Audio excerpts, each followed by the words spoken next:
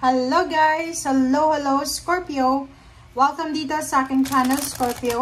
Alamin natin kung anong messages, vibration, gabay energy para sa lahat. Ito general reading. So alamin natin Scorpio kung ano ang message na para sa'yo. This is general reading. Okay. Scorpio. Wow. Comment down below if you resonated. So yung reading natin ngayon Scorpio is nakafocus siya sa relationship. Okay, yung first card mo dito is finances and career. Comment down Scorpio, kasi yung message ng first card mo dito ay financial issues are a factor in your love life right now. So, posibleng meron kayong mga financial problems gawa ng, mga relationship problems gawa ng pera. Like, may mag-asawa dito, mag-live-in partner, mag-boyfriend-girlfriend na panay-away sila. Magulo yung relationship nila. Away sila ng away dahil siguro sa problema sa pera. Diba? Yung parang hindi masyadong solid yung foundation nyo sa, pwedeng solid yung foundation sa love life, pero yung pera hindi. Pwedeng namumroblema sa pera, maraming expenses, maraming bills, or maraming mga emergency na kailangan na ayusin, parang ganun. Okay, Scorpio. Kumuha tayo dito ng one card lang. Okay, number 4. Wow! Okay. So, dito Scorpio, nakikita ko sa'yo dito, nakita ko na to sa last week na reading. May mga Scorpio dito, like for example, if you are married or if you are living with someone na may partner ka, may kalibin ka, or pwedeng may girlfriend, boyfriend, nakikita ko sa'yo dito na dahil sa problema sa pera, pwedeng nag-aaway kayo ng karelasyon mo. And, mayroon kang kaibigan, or masasabi natin, pwedeng binata siya, lalo kung babae ka na Scorpio. Isang binata na kaibigan mo, or kaibigan ng karelasyon mo, kapamilya ng karelasyon mo, or kung sino man siya, or pwedeng kakilala, na posibleng nagpaparamdam sa'yo. Okay? Yung binatang ito, ay posibleng siya yung parang hindi mo man aminin, pero parang meron kang konting nararamdaman sa kanya. And, yung problema sa pera ng magrelasyon na to is, parang ano lang siya, escaping goat lang siya. Parang rason lang para mag-away. Pero, kasi alam mo, yung mga tao na may mga third party, or may mga nararamdaman na iba sa iba, diba? Pag na-fall out of love ka, gagawa ka talaga ng rason para mag-away kasi, diba? Fall out of love ka na eh. Diba? Like, for example, yung mag-asawa na yun, or mag-live-in partner. Yung dati, pag nagmamahalan kayo, sobrang kahit ang baho-baho niya, mabango siya diba, sa'yo. Pero once na fall out of love ka na, ang tingin mo sa kanya, parang devil na. Tingin mo sa kanya, ganito, ganyan. So, yung isa sa mga posibleng rason kung bakit kayo nag-aaway is financial problems. Pangalawa is may manliligaw ka, or pwedeng kung lalaki ka, may nagugustuhan ka. Kung babae ka, may nagkakagusto sa'yo, and at the same time, gusto mo din siya. Okay. Tingnan natin, ano pa ba ang message na para sa'yo?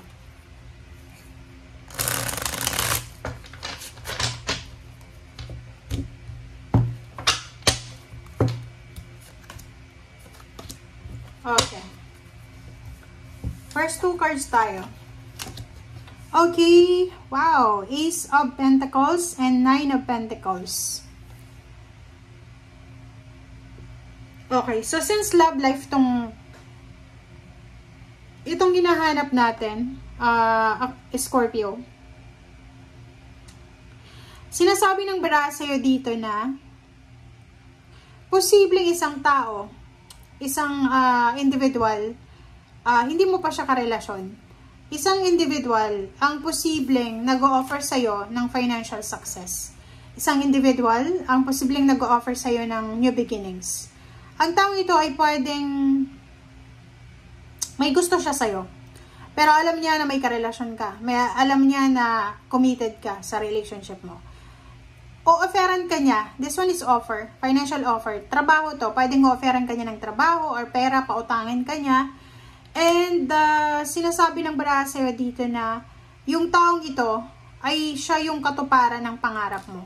'Di ba? Yung kung sino man ang taong ito na pwedeng mag-offer sa'yo ng pera, yung parang pagsasabihan ka niya na, okay, kailangan mo na ito, okay, bibigyan kita, ganyan, ganito.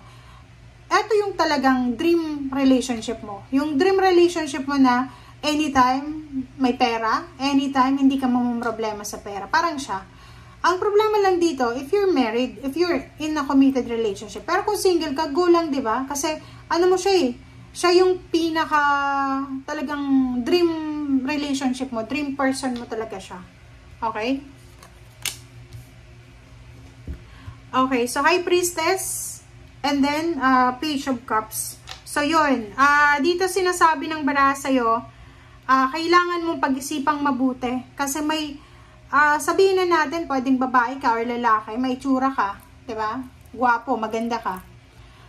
And maraming magkakagusto talaga sa'yo. Maraming magkakagusto, pwedeng sexy ka, macho ka, or kung ano man ang katangian mo in physical. Pagtayo mo pa lang, or nakaupo ka, may magkakagusto na sa'yo. So, dito sinasabi na makinig ka sa sinasabi ng iyong intuition, pakinggan mo yung puso mo. Kasi dito, eto sa Page of Cups na to, maraming mag-o-offer talaga sa'yo. Mga indecent proposal or decent proposal, talagang mag-o-offer sa'yo.